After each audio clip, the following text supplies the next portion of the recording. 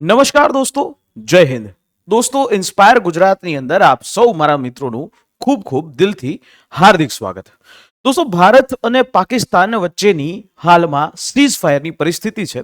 ભારત અને પાકિસ્તાન બંને દેશોના ડીજીએમઓ લેવલની એ વાતચીત થઈ રહી છે અને જે પાકિસ્તાનના દ્વારા ભારતના એક પવનકુમાર શો બીએસએફના એક જવાન જેને પકડી પાડવામાં આવ્યા હતા અને 10 દિવસથી લઈને 20 દિવસ બાદ પહેલગામનો જે ઘટના બની એના પછી આ બીએસએફના જવાન ત્યાં ડ્યુટી કરી રહ્યા હતા અને એમને જે છે ત્યાં પકડી લેવામાં આવ્યા. બાય ચાન્સ એ પાકિસ્તાની સરહદ ઉપર જતા રહ્યા અને એમને પણ મુક્ત કરી દીધા છે. પરંતુ હવે આખી વસ્તુ ઉઠી રહી છે એક અલગ રીતે કે પાકિસ્તાન હવે પાકિસ્તાનના ભાગલા છે એ થઈ રહ્યા છે. કઈ રીતે ભાગલા થઈ રહ્યા છે? દોસ્તો, બલુચિસ્તાન નામ તો તમે સાંભળ્યું જ હશે. આ બલુચિસ્તાન એને તાજેતરમાં ખૂબ વારંવાર ચર્ચામાં આવ્યું.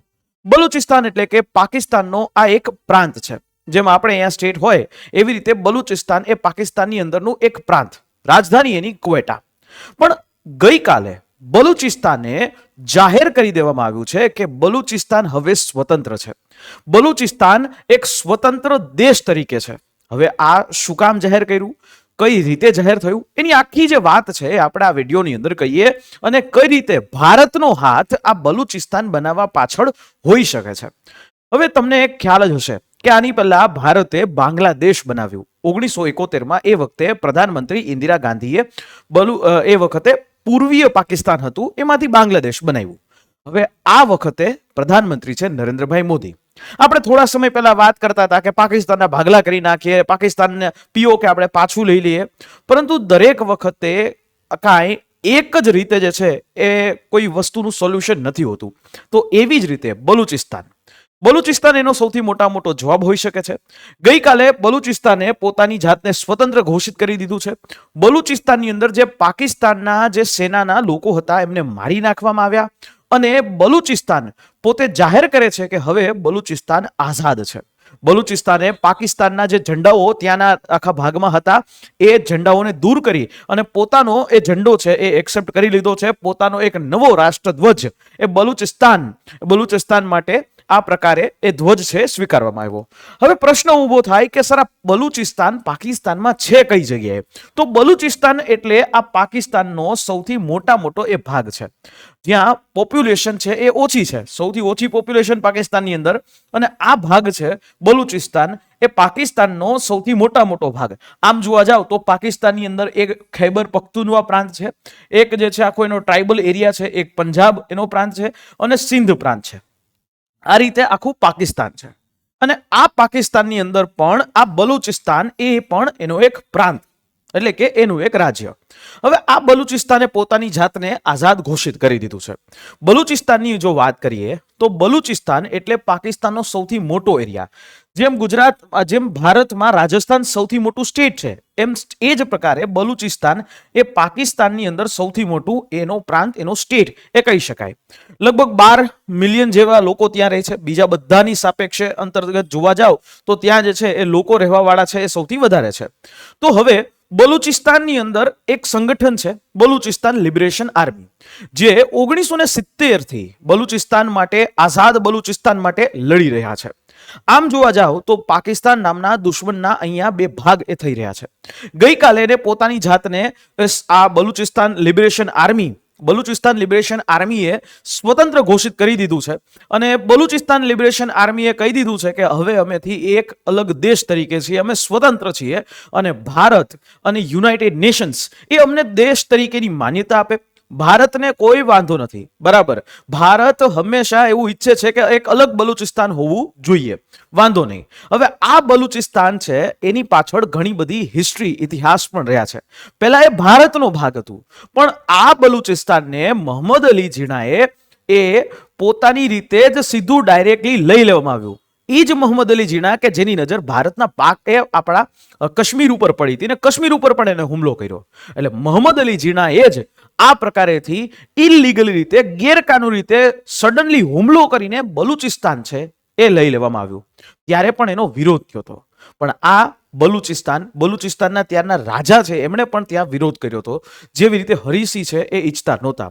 પણ ત્યારે એ યુદ્ધમાં એ પ્રકારની જે એક્ટિવિટીમાં એ બલુચિસ્તાન પાકિસ્તાનને તાબે થયું અને પછીથી આજના દિવસ સુધી બલુચિસ્તાનની અંદર ટોટલ 5 વખત વિદ્રોહ થયા, પણ એ બધા વિદ્રોહની અંદર પાકિસ્તાનની સેના, પાકિસ્તાનની આર્મીએ એને દબાવી દીધા. પણ ગઈકાલેથી એક અલગ જ ઘટના બની છે કે બલુચિસ્તાન, જ્યારે ભારત અને પાકિસ્તાનનું યુદ્ધ ચાલુ હતું આ વખતનું, અને એ જ વખતે બલુચિસ્તાન જે છે એ લિબરેશન આર્મી એને ન્યાથી મારતી હતી.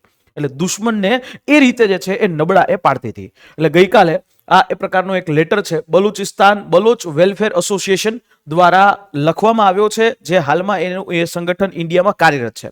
પાકિસ્તાને આ સંગઠનને બેન કરી દીધું છે, ગેરકાનૂની ઘોષિત કરી દીધું છે, આતંકવાદી સંગઠન ઘોષિત કરી દીધું છે. પરંતુ શું કામ? કારણ કે એ ભારતનો સપોર્ટ આપે છે એટલા માટે.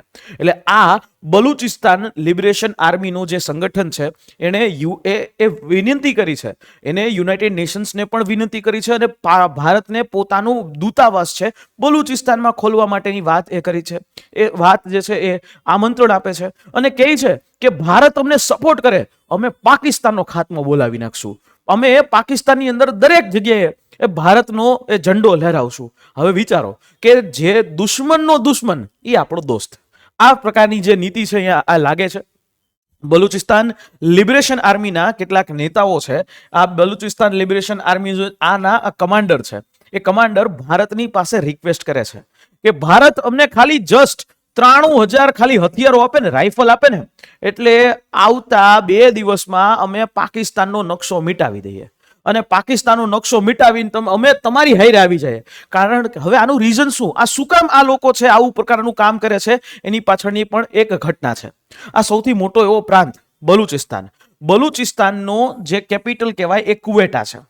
હવે આ બલુચિસ્તાન એને 1947 થી એ પાકિસ્તાનમાં છે, આજે લગભગ 75 વર્ષ થઈ ગયા.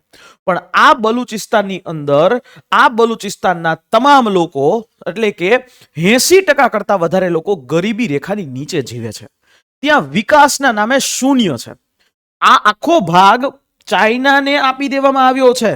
અને આ જે બલુચિસ્તાનની અંદર જે ગ્વાદર નામનું એક પોર્ટ છે, હવે આ ગ્વાદર નામનું પોર્ટ પાકિસ્તાને એ ચાઇનાને આપી દેવામાં આવ્યું છે 100 વર્ષની લીઝ ઉપર. એટલે આ ભાગ ઉપર ચાઇનાનું હવે આધિપત્ય છે એ થઈ જશે, કારણ કે પાકિસ્તાન પાસે ખાવા માટે કાંઈ નથી, કટોરો લઈને નીકળે છે કે અલ્લાહ કે નામ પર દે દે બાબા. એટલે આ રીઝનથી, અને પ્લસ કે ચાઇના પાકિસ્તાન ઇકોનોમિક કોરિડોર એ આ જગ્યાએથી નીકળે છે અને એ પણ વિરોધ છે. બીજી વાત કે ચાઇના અહીંના લોકોનું સદંતર શોષણ કરી રહ્યું છે, બલુચિસ્તાનના લોકોનું. આ બલુચિસ્તાનના લોકોની સાથે જે બનેલી જે ઘટનાઓ છે એ કહેવી એ પણ ખૂબ દર્દનાયક છે.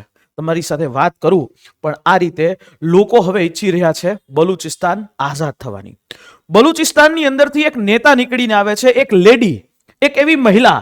આ મહિલા છે એ તમે કદાચ સોશિયલ મીડિયાની અંદર જોશો, આ મહિલાનું નામ પણ સાંભળશો. કોણ છે આ મહિલા? આ એ મહિલા છે જેનું નામ છે મહેરંગ બલુચી, ડોક્ટર મહેરંગ બલુચી. આ મહિલા, એનો જન્મ 1993 ની અંદર બલુચિસ્તાનની અંદર થયો.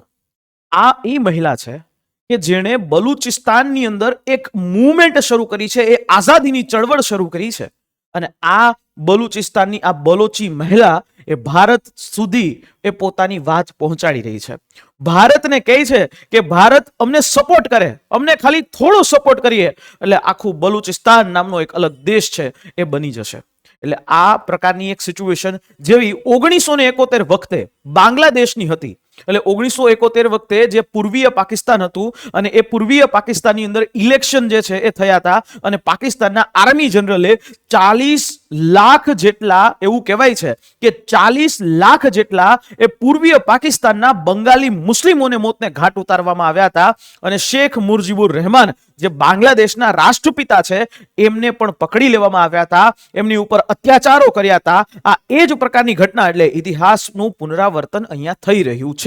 અને એટલે જ આ મહેરંગ જે છે એ બલુચ એ હવે એ મશાલ, આઝાદીની મશાલ લઈને આગળ ચાલે છે. પણ આની પાછળ પાકિસ્તાન જે છે એ શું કામ, પાકિસ્તાનને આ સમસ્યા શું કામ છે? કારણ કે પાકિસ્તાન જે છે એ ચાઇના પાકિસ્તાન ઇકોનોમિક કોરિડોરનો આખો એ રસ્તો એ અહીંયાથી નીકળે છે. હવે પાકિસ્તાને આ આખો ભાગ આપી દીધું છે 100 વર્ષની લીઝ ઉપર ચાઇનાને. કેટલા વર્ષની? 100 વર્ષની લીઝ ઉપર. ગ્વાદર આખું પોર્ટ છે એ ડેવલપ ન્યા કરે છે, બરાબર. અને આ રીઝનથી આટલા માટે, અને ઇવન કે પાકિસ્તાન આ જે ભાગ છે ને એ ખાણ છે ન્યા, આ ભાગની અંદર તાંબાની ખાણ છે, ચૂનાના પથ્થરની ખાણ છે, અને ખૂબ મોટો જથ્થો એ આની અંદર પડેલો છે. અને એટલે જ આ ચાઇનાએ આખો ભાગ પાકિસ્તાન પાસેથી લઈ લીધો છે, બરાબર, લોનના પેટે, બરાબર. લોન તો કોઈ દિવસ એ ભરાવાની નથી, અને એટલા માટે આ આખો ભાગ છે એની અંદર ડેવલપમેન્ટના નામે ઝીરો છે, બરાબર, ઝીરો છે. આની અંદર ગેસનું ખનીજો છે, અલગ અલગ પ્રાકૃતિક સંસાધનો પણ છે, અને CPEC નો આ રસ્તો છે એ રસ્તો એના કારણે પાકિસ્તાન આ ભાગ ઉપર પોતાનો કંટ્રોલ જે છે એ જમાવવા ઈચ્છે છે. ઇવન કે આની સાથે સાથે ઘણી બધી ઇલીગલ એક્ટિવિટી છે એ થઈ. પણ હવે આપણે એ સમજવું પડે કે આ બલુચિસ્તાન છે એ બલુચિસ્તાનની પાછળનું રીઝન શું છે, બરાબર. 1944 ની અંદર આ બલુચિસ્તાનની આઝાદીની વાત કરવામાં આવી. હવે બલુચિસ્તાનનો આખો પ્રશ્ન ઈ જાય છે 1947માં, જ્યારે ભારત અને પાકિસ્તાન એના બે ભાગલા થવાના હતા. ત્યારે એવું કહેવામાં આવ્યું હતું કે જેટલા પણ સ્ટેટ, એટલે કે બે ડોમિનિયન બનશે, બરાબર, એક ભારત અને એક પાકિસ્તાન. અને જે દેશી રજવાડાઓ છે એ દેશી રજવાડાઓને એ પોતાએ નક્કી કરવાનું કે ભારતમાં રહેવું કે પાકિસ્તાનમાં. ત્યારે બલુચિસ્તાન જે છે એ દેશી રજવાડું હતું. બલુચિસ્તાને નક્કી કર્યું કે અમારે આઝાદ રહેવું છે, એટલે કે અમારે અલગ રહેવું છે. હવે આ જ ડિસિઝન આ બલુચિસ્તાનની બાબતમાં આ જે ડિસિઝન થયો એ નડ્યો, અને મોકો જોઈ અને મોહમ્મદ અલી જીણાએ 1947 ની અંદર સીધું બલુચિસ્તાન છે એ કબજે કરી લીધું. પોતાના સૈનિકો મોકલી અને કબજે કરી લેવામાં આવ્યું. આ જેવું કબજે થયું ત્યારથી લઈને આજ દિવસ સુધી બલુચિસ્તાનના લોકોનું શોષણ જ થઈ રહ્યું છે. બલુચિસ્તાનની અંદર તમને ખ્યાલ હશે કે જેને આપણે આપણા 51 શક્તિપીઠોમાંના એક હિંગળાજ માતાનું મંદિર આ બલુચિસ્તાનમાં છે. આ બલુચિસ્તાનની અંદર હિન્દુ લોકો પણ રહે છે, અને આ બલુચિસ્તાનની અંદર જે રહેનારા હિન્દુઓ એ માઇનોરિટીમાં છે, બરાબર. પણ બ્રિટિશ શાસનની અંદર પણ આ બલુચિસ્તાનની કંઈક સ્થિતિ એ અલગ જ હતી. બલુચિસ્તાન ઉપર એ બ્રિટિશ શાસન જે છે એ શાસન એ કરતું હતું આઝાદી પહેલા.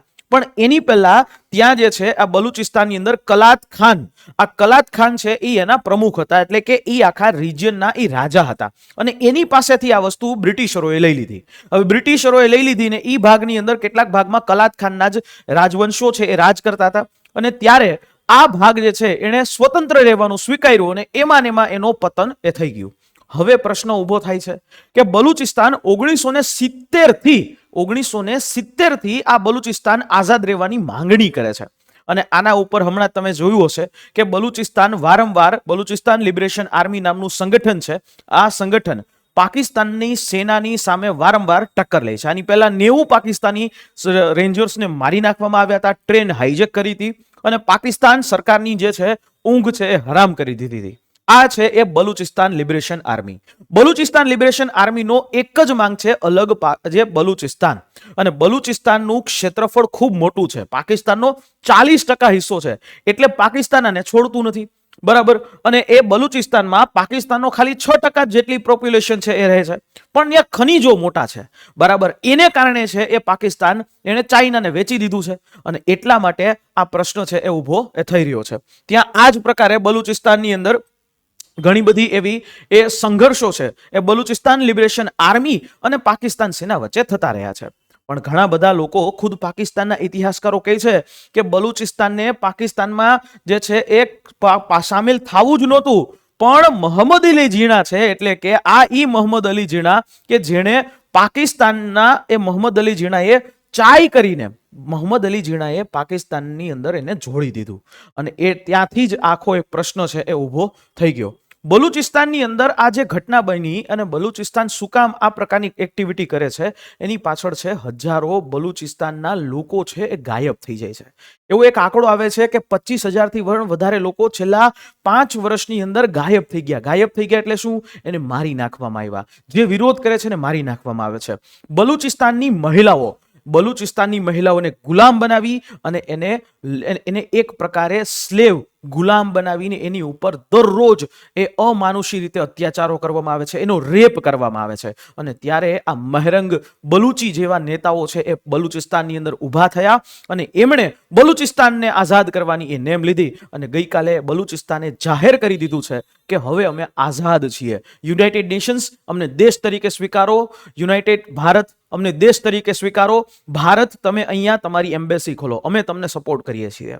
અને આ રીતે દુશ્મનના બે ભાગ થઈ જાય છે.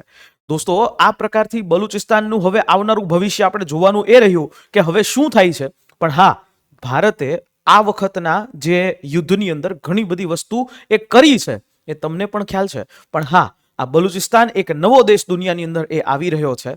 એટલે કે જે આની પહેલા 1971ની અંદર એ આપણે બાંગ્લાદેશ બનાવ્યો અને ક્યાંક ને ક્યાંક આ બધા સંગઠનો છે બલુચિસ્તાન લિબરેશન આર્મીને એ ભારત સરકાર દ્વારા એ સપોર્ટ ચોક્કસથી થયો હોય. કોઈ ઓફિશિયલ રિપોર્ટ ન હોય, પરંતુ સપોર્ટ છે ચોક્કસથી થાય. કારણ કે અંદરથી દુશ્મનને એ અહીંયા એ વાર છે એ કરવામાં આવે છે. અને એટલે જ કહેવાય છે કે મેં સારે જહાં સે અચ્છા હિન્દુસ્તાન હમારા. અને આ ભારત છે એની હવે એક નવી વિદેશ નીતિ આવી કે ये भारत है, ये नया भारत है, घर में घुसेगा और घुसकर मारेगा भी. और આવી જ રીતે દુશ્મનના બે અલગ ભાગ એ થઈ જાય છે. દોસ્તો, આ જ પ્રકારની માહિતી છે એ તમે રેગ્યુલર અપડેટ્સ એ મેળવતા રહેજો. અને એના માટે તમારે નીચે સબસ્ક્રાઇબનું જે બટન છે ને એ દબાવી દેવાનું છે. અને હા, તમે ટ્વિટર ઉપર એટલે કે એક્સ ઉપર તમે મને ફોલો કરી શકો છો, ધવલ મારું 8. અને આ યુટ્યુબ ચેનલને સબસ્ક્રાઇબ કરી દેજો. મળીએ નેક્સ્ટ આવા જ કોઈ વિડીયોની સાથે. ત્યાં સુધી મને રજા આપશો. જય હિન્દ એન્ડ જય ભારત.